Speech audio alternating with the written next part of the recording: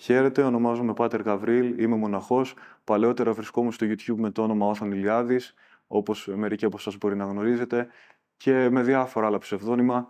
Και κάνω αυτό το βίντεο περισσότερο για να ξεκαθαρίσουν τα πράγματα σχετικά με το τι έχει συμβεί στη ζωή μου. Έφυγα από τον κόσμο. Γιατί έφυγα και έγινα μοναχός. Όταν ήμουν 23, έφτασα στο σημείο να έχω ό,τι θέλω, με την έννοια ότι είχα μια σταθερή δουλειά, η οποία μου έφερνε αρκετά χρήματα. Είχα μια σχέση, τέλος πάντων, όπου πολλοί θεωρούν ότι αυτό θα γεμίσει έναν άνθρωπο. Και την οποιαδήποτε απόλαυση μπορεί να έχει ένας άνθρωπος, με κάποιο τρόπο έφτασε στο σημείο να τα έχω και να τα απολαμβάνω. Και είδα ότι όλα αυτά από ένα σημείο και μετέπειτα φτάσαν σε μια κατάσταση κορεσμού. Δηλαδή, ενώ στην αρχή έδιναν χαρά, από ένα σημείο και μετέπειτα σταμάτησε αυτό το πράγμα. Και έτσι σιγά σιγά άρχισα να αναρωτιέμαι τελικά για ποιο λόγο έχω έρθει εδώ, αν υπάρχει κάτι παραπάνω τελικά για τον άνθρωπο και ούτω καθεξής. Μετά η πρώτη εικόνα που μου ήρθε ήταν ένας άνθρωπος που είχα γνωρίσει στο Άγιον Όρος, ένας μοναχός, ο οποίος ενώ δεν είχε τίποτα, είχε απλά μόνο ένα ράσο και ζούσε μια ζωή εν Θεό, ήταν ο πιο γεμάτος, ο πιο τακτοποιημένος μέσα του και ο πιο χαρούμενος άνθρωπος που έχω γνωρίσει στη ζωή μου. Οπότε είπα να πάω στο Άγιον Όρος να βρω αυτόν τον τύπο, να τον ρωτήσω σχετικά με το τι ακριβώς συμβαίνει, τι είναι αυτό το οποίο έχει βρει και τον κρατάει. Και έτσι και έγινε. Πήγα λοιπόν στο Άγιον Όρος, βρήκα αυτόν τον τύπο και του λέω: έχω τα πάντα, κάτι όμως μου λείπει. Κάτι ακόμα δεν με γεμίζει, δεν ξέρω. Έχω μια ανησυχία.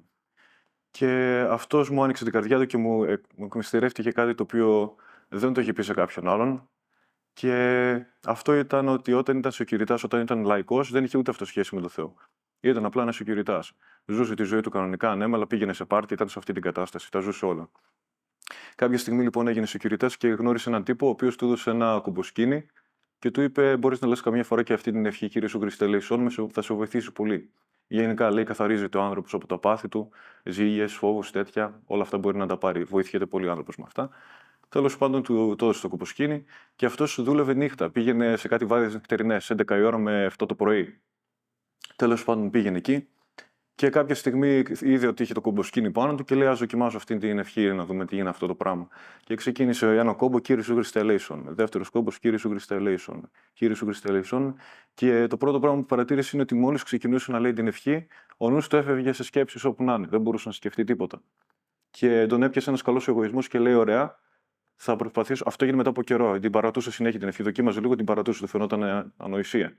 Κάποια στιγμή λοιπόν δοκιμάζει και λέει, εγωιστικά τουλάχιστον, λέει, θα προσπαθήσω να βάλω το μυαλό μου να το πιέσω να μείνει στις λέξεις και στα νοήματα αυτά. Να παρατηρώ δηλαδή την ευχή. Και ξεκίνησε, έλεγε: Κύριε Σου Χριστέ, ελέησον με, Κύριε Σου Χριστέ, ελέησον με. Λέει, τουλάχιστον να κάνω ένα κύκλο. Να κάνω ένα κύκλο στο κομποσκίνη και να μείνει εκεί το μυαλό μου. Πίεζε τον εαυτό του, κάποια στιγμή το κατάφερε.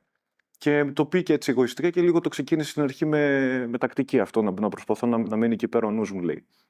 Τέλος πάντων, κάποια στιγμή, ενώ περνούσαν οι μήνες και είχε αυτό το κομποσκίνη εκεί πέρα και έκανε αυτή τη δουλειά, κάποια στιγμή πέρασε καμιά ώρα λέγοντας την ευχή, πέρασε ένα χρονικό διάστημα που έκανε γύρους, ξέρω εγώ, εκεί πέρα ο σεκιουριτάς, κοιτούσε λίγο, έκανε αυτή την εποπτεία που κάνουν οι σεκιουριτάδες και έλεγε και την ευχή από πίσω ταυτόχρονα. Και λέει: σε κάποια φάση άρχισε να νιώθω μια χαρά μέσα μου. Μια χαρά η οποία δεν ήταν από αυτόν τον κόσμο, ήταν, λέει, κάτι πνευματικό, κάτι τελείως καινούριο. Και λέει: αυτό μου έδωσε κίνητρο να συνεχίσω να λέω την ευχή. Συνέχιζε, έλεγε την ευχή. Σε κάποια φάση μετά από καιρό άρχισα, λέει, να νιώθω στο στόμα μου μια γλυκύτητα. Λέει, σαν το στόμα μου οι λέξεις αυτές να βγάζουν μέλι. Μια πνευματική γλυκύτητα η οποία επίσης ήταν ανεξήγητη και η οποία μου δίνει τεράστια χαρά. Και πολύ κίνητρο να συνεχίσω να λέω την ευχή. Συνέχισε αυτό για πολλούς μήνες και έφτασε στο σημείο να προσεύχεται 7 και 8 ώρες, λέει. 7 και 8 ώρες όσο ήταν στη βάρδιά του, έλεγε αυτή την ευχή. Κάποια στιγμή, λέει, εκεί που έλεγε την ευχή, έγινε το εξής. Ένιωσε να έρχεται τόση χαρά μέσα του, ώστε δεν άντεχε να διαχειριστεί την ποσότητα της χαράς η οποία είχε έρθει μέσα στην ψυχή του. Αυτό, λέει, κράτησε για 2 λεπτά, είχε πέσει κάτω και έκλαιγε από ευγνωμοσύνη για τον Θεό. Έκλαιγε και προσπαθούσε να ερμηνεύσει τι είναι αυτό το οποίο του συμβαίνει.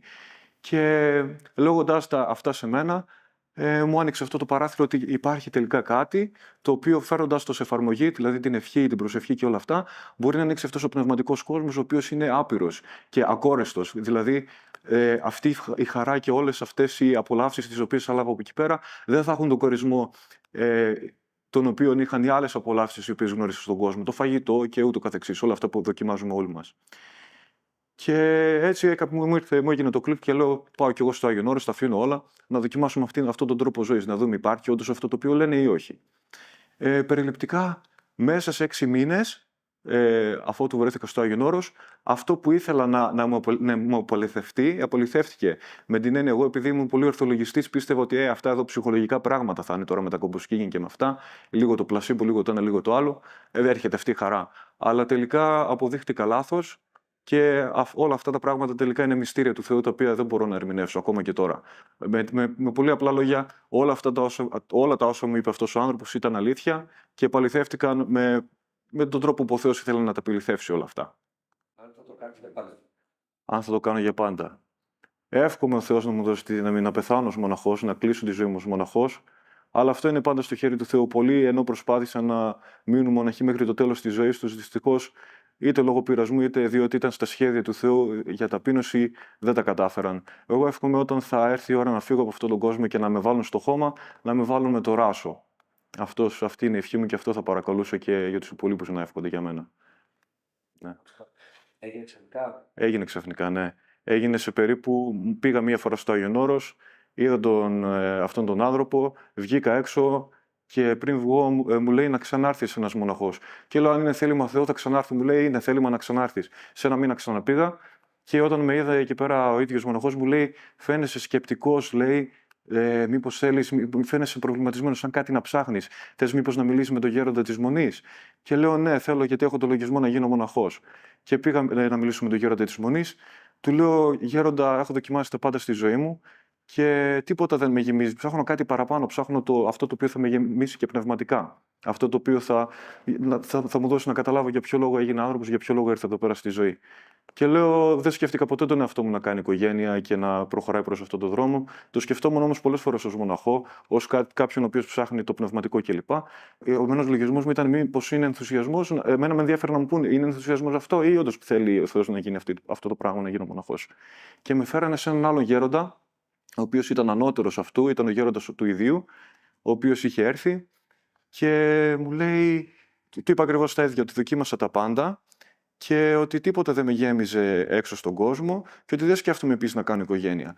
Και το μόνο που με ρώτησε ο γέροντας αυτός ήταν: έχεις πάει στρατό? Και του λέω: όχι ακόμα. Μου λέει να έρθεις στο στρατό του Χριστού, στο στρατό του καλού, στο στρατό του Θεού. Και έτσι και έγινε. Μόλις μου έδωσε αυτή την επαλήθευση αυτός ο γέροντας, λέω: ωραία, τα αφήνω όλα και έρχομαι με την πρώτη ευκαιρία πρώτο Θεός. Βγήκα έξω, έκλεισα ό,τι υποχρεώσεις είχα και μετά μπήκα στο Άγιον Όρος. Και για 3 χρόνια δεν είχα ξαναβγεί. Άλλαξε καθόλου.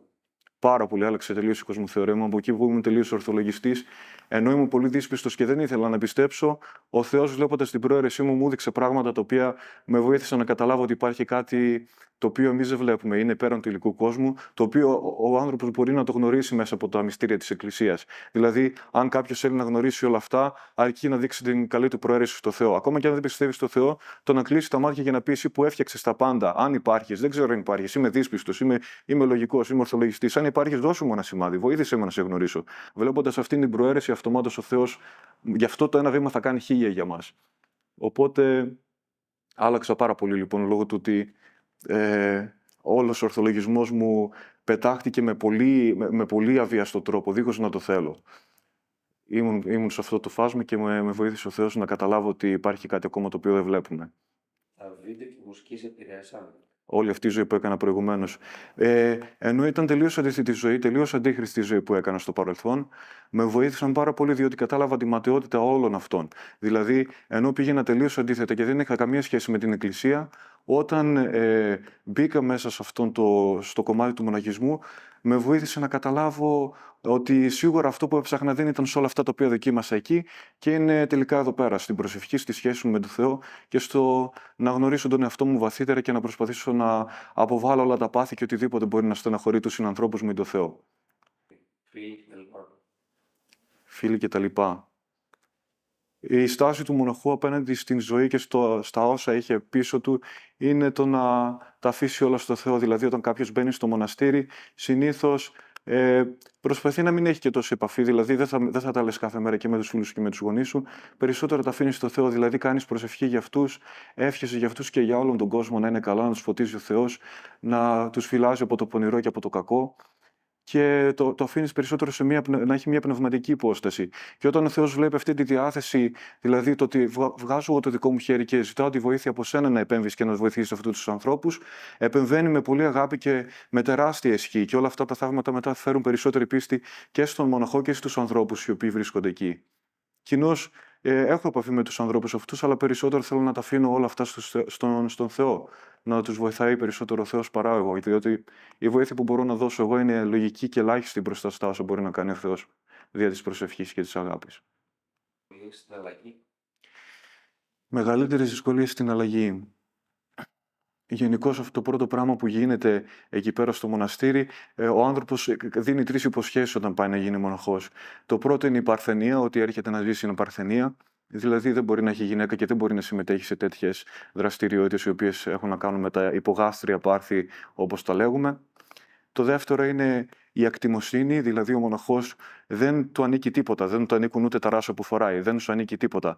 Και αυτό συμβαίνει όχι γιατί πρέπει να είσαι φτωχός, αλλά γιατί αν μπαίνει στη διαδικασία να σκέφτεσαι αντικείμενα και να προσκολάς τον νου σου και την καρδιά σου σε αντικείμενα τα οποία βρίσκονται στον κόσμο αυτό, αυτομάτως αν χάσεις αυτά τα αντικείμενα χάνεις και την ειρήνη σου. Οπότε επειδή επιδιώκουμε πάρα πολύ την ειρήνη για να μπορεί να καρποφορήσει ο άνθρωπος και να εξελιχθεί, αποκόπτουμε όλους αυτούς τους συνδέσμους με τα πάθη και με τα πράγματα του κόσμου αυτού δια της ακτιμοσύνης. Δηλαδή δεν μου ανήκει τίποτα, δεν έχω να ανησυχήσω ούτε για τα ρούχα που φοράω, ούτε για τίποτα. Όλα αυτά τα κανονίσει ο Θεός, όλα μου τα έφερε ο Θεός, όλα μου τα έδωσε ο Θεός, όλο αυτό είναι και έχει ο Θεός. Από εκεί και πέρα, εμένα με ενδιαφέρει να είμαι ελεύθερος από όλα αυτά και να γνωρίζω τον εαυτό μου και να συνδέομαι περισσότερο με τον Θεό, να καθαρίζομαι με τη βοήθεια του Θεού. Η τρίτη υπόσχεση βασικά είναι η υπακοή, η οποία είναι πρώτα στο γέροντα και μετά σε όλους τους αδελφούς. Δηλαδή, βγάζω τη δική μου σκέψη και αυτό το οποίο θεωρώ ότι εγώ είναι σωστό και θεωρώ σωστό αυτό το οποίο μου λέει ο αδελφός μου και ο γέροντας.